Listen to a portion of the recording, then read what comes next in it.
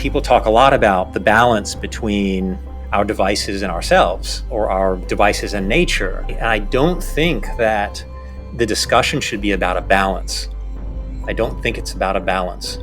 It's about a ground and then a turning up or a turning down. So we are grounded in who we are, and then we can turn the device use up a lot or we can turn it down a lot, but not a balance, because when there's a balance, in order for something to balance, it's a compromise. See, we don't want to compromise ourselves in this. Welcome to Freedom Matters, where we explore the intersection of technology, productivity, and digital well-being. I'm your host, Georgie Powell, and each episode we'll be talking to experts in productivity and digital wellness. We'll be sharing their experiences on how to take back control of technology. We hope you leave feeling inspired, so let's get to it. This week we speak with John Mack. John is an American artist, photographer, author, and founder of Life Calling. A frequent speaker at conferences and universities on the subjects of technology, awareness, and consciousness, Mack's examination of these topics recently culminated in A Species Between Worlds, Our Nature, Our Screens, an interactive visual art experience and month-long forum exploring humanity's current migration from the natural world to the virtual world. In this discussion, we explore our digital tools and the tools of our mind in equal light. John argues that in order to improve our relationship with technology, we have to first get to know ourselves better, and we have to find our ground. This is a thought-provoking episode worthy of sharing widely, and we hope you enjoy it. John, thank you so much for joining us on the Freedom Matters podcast today. We are really grateful to have you here as a guest. Thank you so much for having me. I always look forward to opportunities to see if I can land abstract thoughts. It's always a challenge. Glad to be here. So the reason we came across you is because I saw the exhibition that you've recently done, A Species Between Worlds, that was in New York. Most of the people who are listening to this probably won't have had the chance to go and see that exhibition. Sure. So for someone who wasn't able to be there in person, and I'm having now seen also the full program of talks and everything that happened around the exhibition, I'm really sorry that I don't live in New York and wasn't able to be there in person. But could you just give us a walkthrough? So from the moment that you arrive, what's the experience like? What are you looking at? Describe to us what we would feel and see if we were in there in person. So it's a big question. I'll try and keep it as basic as possible. The exhibition is really a journey from virtuality back to nature. When you walk into the door, it opens up to a big room, and there are actually photographs on the walls, maybe 10 or 11 photographs in this first section. And these are all images of national parks in the United States. So you've got 11 national parks up there, from Zion National Park to Isle Royale National Park, Arches National Park. But something's off. And what's off is the following. All of the images on the walls, the photographs, are digital. You do not see the natural landscape. They are virtual versions of the natural landscape. I'm not sure if you're familiar with the augmented reality app Pokemon Go, but I'll explain very briefly. It works with geolocation technology. So you travel in the world, if you have data connection, Pokemon Go will actually show you a digital version of where you're standing in the natural environment. When I travel to these national parks, I actually find a beautiful landscape in Arches, for example, and I load up Pokemon Go and I see what the digital image looks like at that location. And it's a very flat, primitive rendering. And I take a screenshot of that on my iPad and I blow that image up and I hang it on the wall and I'm saying, this is Arches National Park. I'm saying that we now live in a time where the digital has replaced the physical, that awe for technology has replaced awe for nature. And this first section is where I had full cell signal in these national parks. So what I'm saying is that if you're in a national park, if you're standing in front of nature and you have cell service, your go-to is your phone. It is the connection to the device, not the connection to nature. The exhibition then goes, in this one venue, it goes down the stairs into section 2, and these are national parks where I had spotty service. And what you're seeing on the wall here is a hybrid. You see you see this virtual landscape dissolving because it can't fully concretize, it can't fully manifest because the signal's in and out. So you're seeing a bit of the virtual, but then you're seeing another landscape that you didn't see in the first section.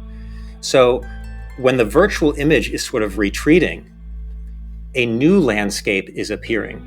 And the landscape that you see that's appearing, it looks like a black and white photo of the natural landscape where I'm standing, but in a way it looks like a coloring book without color in it. So it's life drained, color drained, lack of vitality. And what I'm saying is that the colors, the virtual awe and wonder of this novelty, this virtual candy, is filling in a landscape that is void of color, that is lifeless. And at this point, you're not really sure what that lifeless landscape represents. But then when you move into section 3, which are national parks where I had no data connection, all you're left with there is this black and white color drained landscape. And this is the landscape of despair, of loneliness, of boredom, of meaninglessness. And so A Species Between Worlds is really about how the human is constantly operating and navigating between the landscape of our pain and the distraction from it. And the question is, if neither the landscape of our pain, which is black and white and colorless, nor the landscape of virtuality, if neither of those are actually the true colors of the nature that's in front of us, then how do we arrive to that nature? And we know that if we distract ourselves from our pain, we are running directly toward virtuality, toward consumption, towards the candy, towards the entertainment, the virtual purpose, the virtual happiness. And if in the other direction, it's just pain or meaninglessness, the question is, how do we arrive to the true colors of our nature? And what I pose in the exhibition is that there's really only one way to go to realize that, and that is by facing the landscape of our pain without flinching. That's the gist of it. This has brought up a point which I didn't think we'd come to today, but it's so interesting. We did a series all on self and how technology mediates our relationships with ourselves. And this theme came up again and again, how we're becoming increasingly bad at turning towards pain in whatever form it might take. Boredom being a kind of difficult, painful emotion to sit with, or conflict, or just the difficulties of nuanced relationships, or struggling, concentrating. It's interesting that you base your whole exhibition on this premise that there is this pain in our natural, in inverted commas, like current state. It's quite a sad take on humanity. Do you really feel that's really where we are? Is it not that there is light and shade, or are we really in this point where pain is the defining characteristic of society and humanity? It's a really great question. And so let me see if I can land this. I mean, I think that the human has always tried to run away from its pain. The thing with technology now is that it's much easier to run away from the pain. It's become so easy that we've created this generation of entitlement. Yeah. Where this pain thing that I probably need to go through, I don't want to go through it. So I want you out there to do it for me. I want you out there to take me away from my pain. And that's when we really begin to abdicate our power to things that can then control us. And the problem with technology that I see, I mean, among a whole laundry list, is that the more efficiently we're fed, the more difficult the withdrawal. And I think the sort of attention deficit that we have these days of not being able to read a book or to get through a New Yorker article, or I think a lot of it has to do with this easy satiation that is being provided through the digital device. Yeah, I completely agree. And George, if I could, I'm not saying that the human is constantly in a state of pain. we do shine. But it's, you know what it's like? It's like an eclipse when the moon passes in front of the sun and there's this darkness, right? But around it, there's some light. And so I do think there's a sense that light is there. And I don't even think, I know we operate from that place quite often. The question is, have we realized it yet in its fullness? And until we move that moon over and realize the completion of that light, technology will always be a bait. Yeah. So this kind of false artificial light that seems so shiny and sparkly, but it just distracts us from what we need to get done as people. That's right. And I think that artificial light is as artificial as the darkness. Boredom itself, which is a very sort of colorless landscape that we try to run away from, that in itself is a program of the mind. Boredom is a man-made construct. It comes from experience, the repetition of experience. So on the one hand, you have the program of the device, of the digital device, and on the other, you have the program of the psychological device. Mm-hmm. And so what we're actually running away from is an artificial program of the mind that we're projecting over our true colors. And if we could get off that program, not change the program, but actually get off that program, what then would be the reality that presents itself to us? And that shows up in things like, I'm just bringing it back to more contextual examples.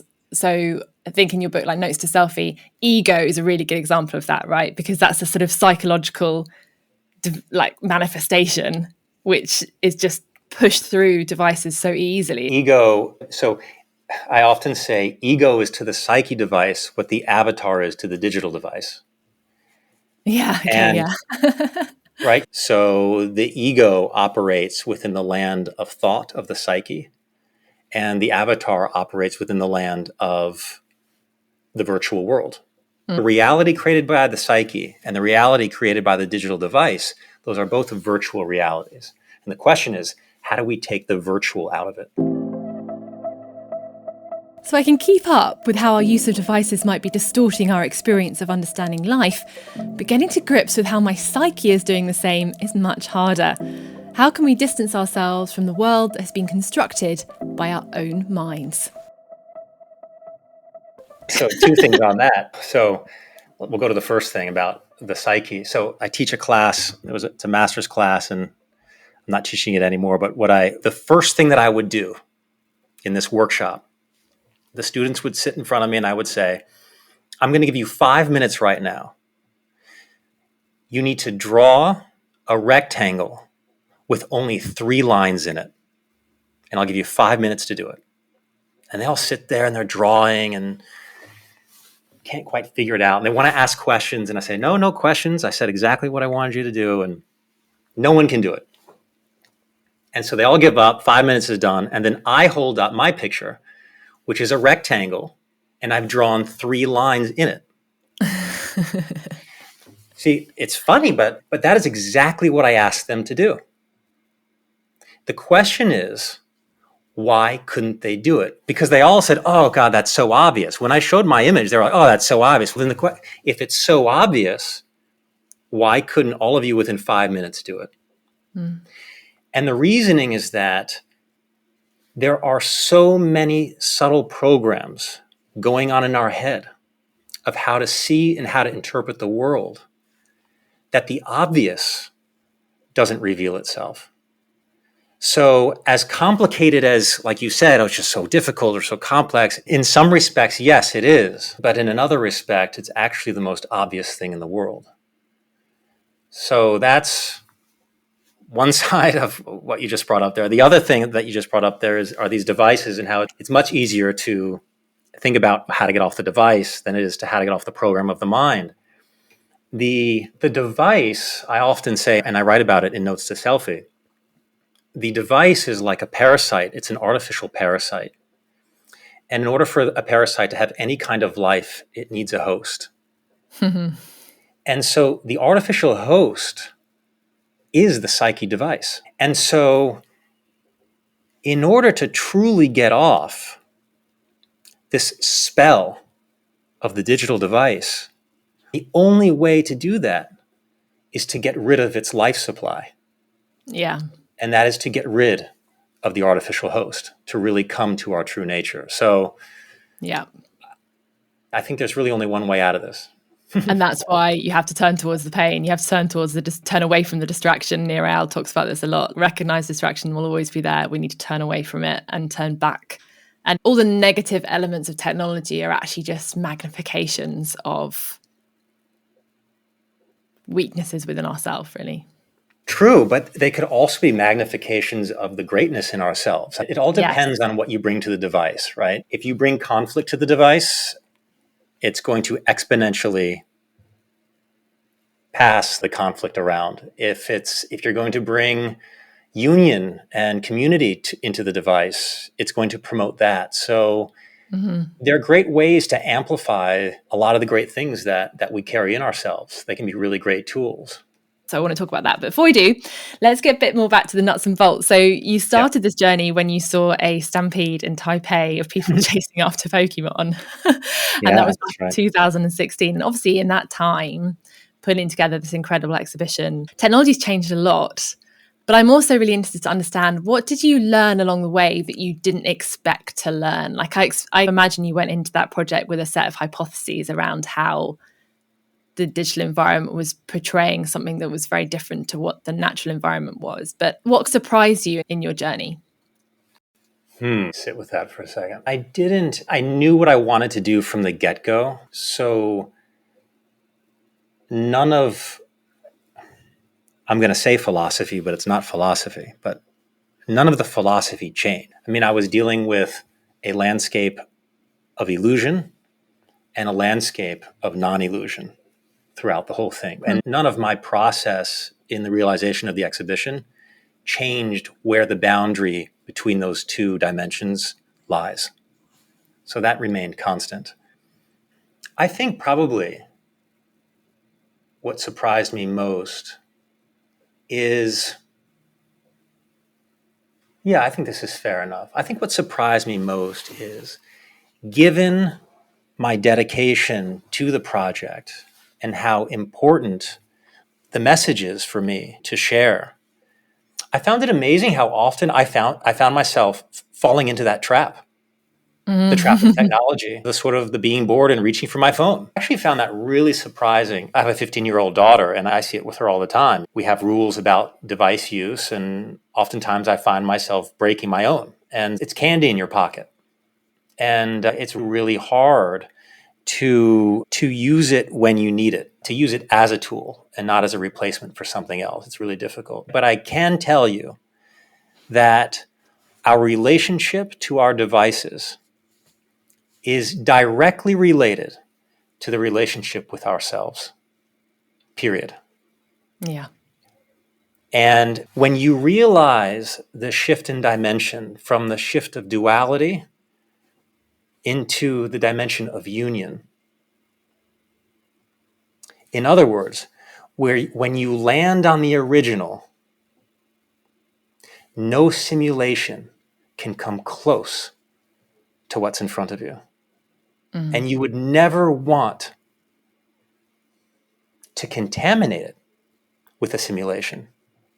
Yeah. And by simulation, I don't just mean digital worlds, social media, which is a simulation of connection, but I also mean the ayahuasca ceremony, the hallucinogenics. These are all simulations and abstraction of a way of seeing things that is actually no way of seeing things. I don't know if that made sense. It does make sense. It's those moments in your life which, that are so real. And they don't necessarily have to be happy, actually. Sometimes they can be really sad. It's just those moments where there is no other simulation that you could create that would ever come close to how it felt in the reality of that moment. Right. And you wouldn't want it to, because it's just, there's like a purity to it. Definitely. Or even something simpler. I love that point, that there are these really key moments in your life, and I think they can be happy and I think they can be sad, but that are pure and you cannot replicate them in any way. Definitely. I love what you're saying, Georgie. Now, if we could just take that one step further, in a sense, what you've done is you've selected certain moments in your life that have had a type of direct experience that are irreplaceable. Okay. Can we make the totality of life that moment? Because in the moment when we're not having that direct experience, which is so moving, in the interim, then what? Is it about devices? Is it about distraction? Because if every moment isn't 100% meaningful, then we're going to try and find meaning elsewhere. Yeah, I wonder if we do. I just wonder if maybe like we're okay being a bit bored, or just letting some time pass. Sure, letting time pass is much different than being bored, I think. Yeah, maybe. Yeah. I don't know. I'm gonna We have can play around with that a little bit. I don't know. I think I'm gonna spend my day. This is where mindfulness is so valuable, right? Because you're able to reflect back in on how you are in any one particular moment and what state you're in. Because I don't think anyone would really think about what proportion of their day they are truly in the moment versus, unless there's obviously the screen time reports, which is part of it. But yeah, I don't know. I have to think about that, I think. Look, I do think that we can allow ourselves we're human beings at the end of the day. We're not striving for perfection here, but I think what's needed, and this gets back into our device conversation, is okay, it's okay to be bored once in a while, or it's okay to, wake up and you feel like, you lack purpose or you lack meaning, but as long as we have our feet on the ground, then it's much less difficult to lose ourselves in those experiences.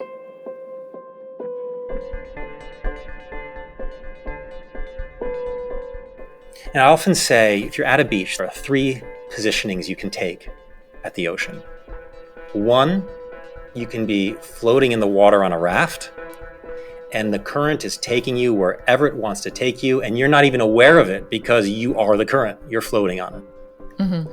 The next position is your feet are on the sand, and the water is, knee deep, waist deep, neck deep, I don't know. But with feet on the ground, you feel the current. You feel where it's trying to take you. But you have a ground.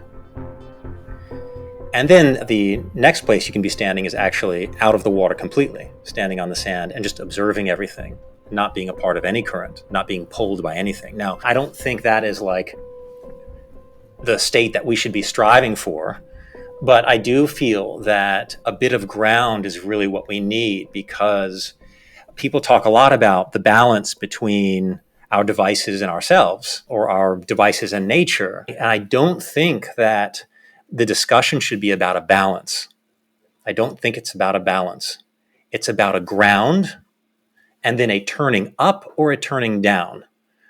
So we are grounded in who we are, and then we can turn the device use up a lot or we can turn it down a lot, but not a balance, because when there's a balance, in order for something to balance, it's a compromise. See, we don't want to compromise ourselves in this. And it also implies that there's like equitable power between the individual and the device. If it's like they're equal weights in the same way. Just think of a hammer. There's no question that's a tool. Do we have to balance the use of a hammer with our humanity? Or is there a balance between the hammer and the person using it? No, there's never a compromise there. When we're done hammering nails, we put the hammer away. The digital device, these mobile phones, are supposed to be tools. And yet what we've done is we've abdicated so much of our power to the tool that the tool has become our reality and we've become its tool. So there's been a shift of power that has happened. And the question is, how do we realize that power back so that we become the masters of our reality and the device gets put back into its tool function? Now, we always have to remember that as far as I'm delivering the project A Species Between Worlds, and also in my book Notes to Selfie, what I'm doing is I'm using the digital device as an analogy for the psyche device. So we can speak to the psyche device in the same way. Thought is a tool. Have we abdicated so much power to thought that thought has become our reality? And if so, how do we reclaim that power so that our reality is reality and thought is just the tool? See, this isn't about getting rid of technology, and it's not about getting rid of thought. It's about finding you so that everything else goes back into its tool function. Yeah. And recognizing what is a tool versus what is you. And that's the thing. That's the thing. And that's where finding that ground in the ocean, like I say, is so important, because once you find ground, there's no ambiguity what the tool is and what you are. It is as clear as night and day. It's golden.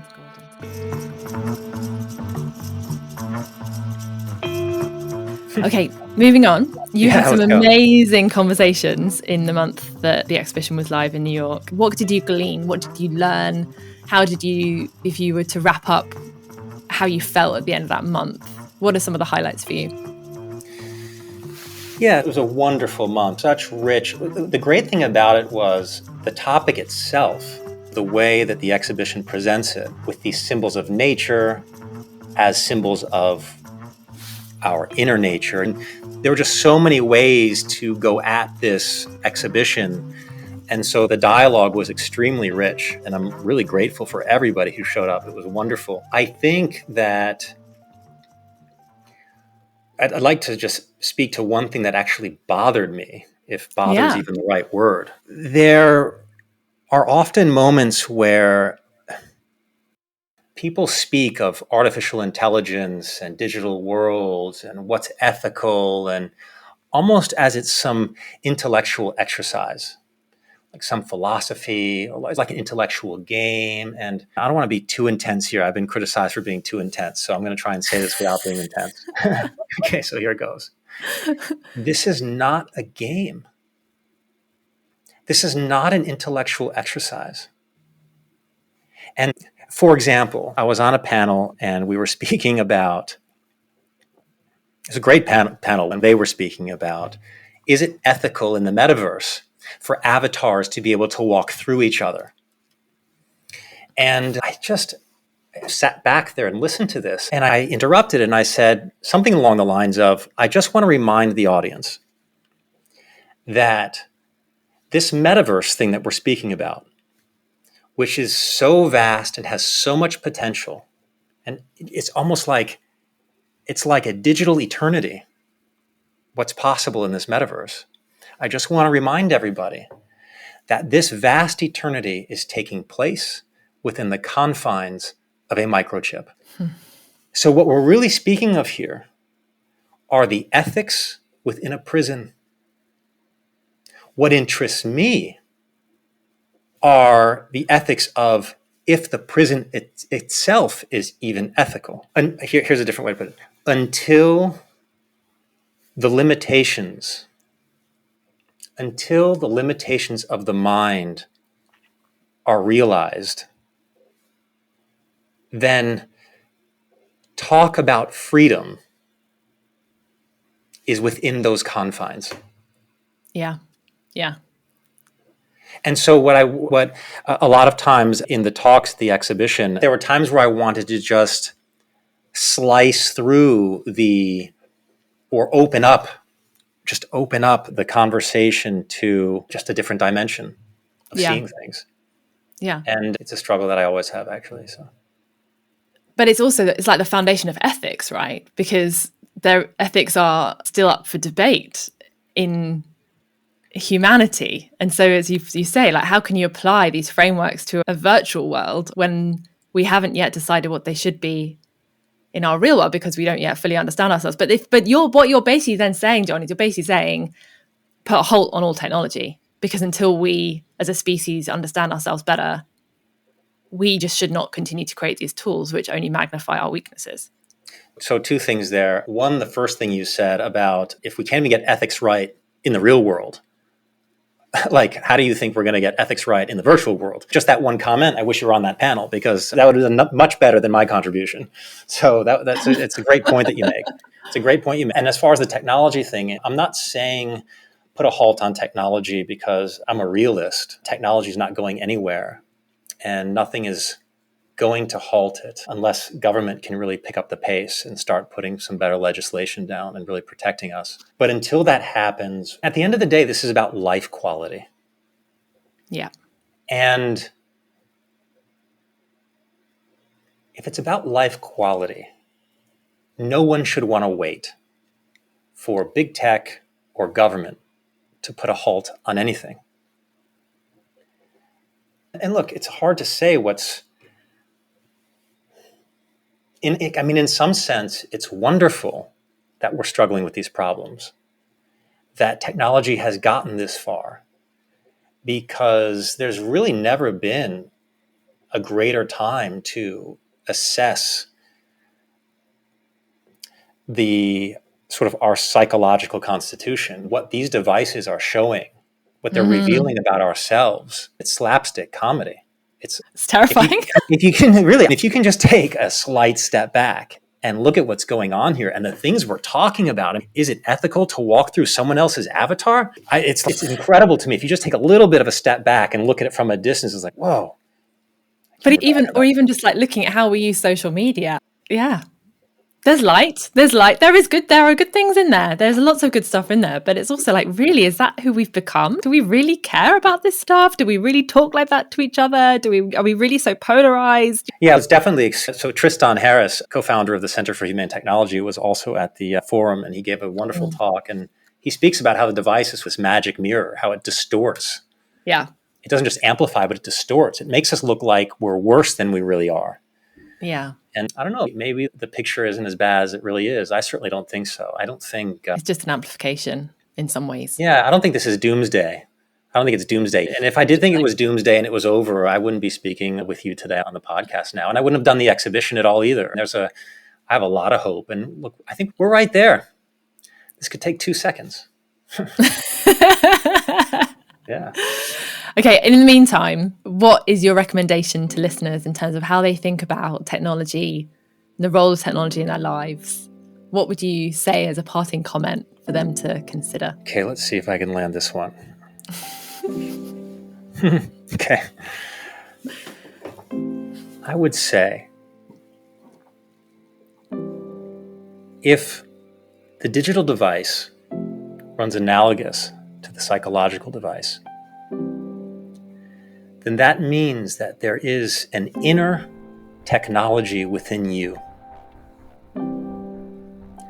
When that inner technology is separated from compassion, empathy, community, then you become as robotic as the digital device.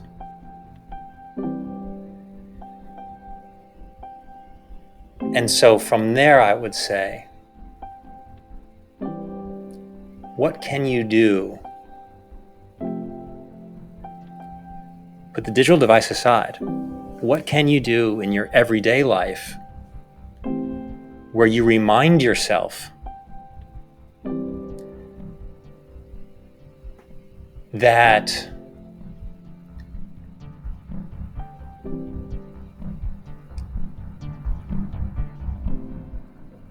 you're still human? Never said that before, and I don't even know how that came out. So I guess if you put that in the podcast, I can review it too late. Beautiful. It's really beautiful. Okay. Thank you very much. Thank you. I think, on that note, John, thank you so much for joining us today. It's been really wonderful to talk to you. I've really enjoyed the conversation. I appreciate it, Georgie. Thanks so much for the invitation. Thank you for joining us on Freedom Matters. If you like what you hear, then subscribe on your favourite platform. And until next time, we wish you happy, healthy, and productive days.